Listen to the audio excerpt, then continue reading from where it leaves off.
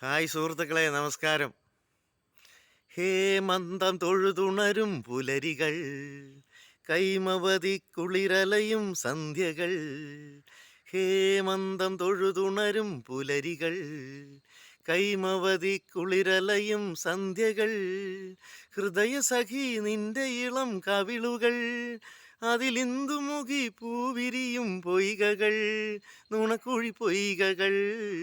ഹേ ഹേ ഹേ ഹേമന്തം തൊഴുതുണരും പുലരികൾ, കൈമവതി കുളിരലയും സന്ധ്യകൾ. സുഹൃത്തുക്കളെ, നമസ്കാരം. ഇന്ന് ഒക്ടോബർ 31, തുലാം മാസം 14-ാം തീയതി. രാവിലെ ഞാൻ മുറ്റത്തേക്ക് ഇറങ്ങിയപ്പോൾ നല്ല പ്രസന്നമായ കാലാവസ്ഥ, പ്രസന്നമായ ആകാശം, സൂര്യൻ്റെ കിരണങ്ങളാൽ ഇവിടമെല്ലാം പ്രകാശപൂരിതമായിരിക്കുന്നു.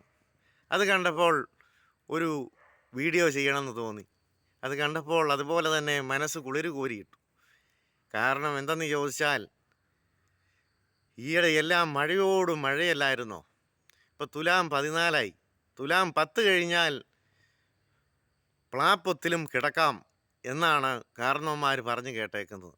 പക്ഷേ തുലാം 10 കഴിഞ്ഞാലും തുലാം 14-ആയി. 4 ദിവസവും കൂടെ മഴ മുന്നോട്ട് പോയിരുന്നു.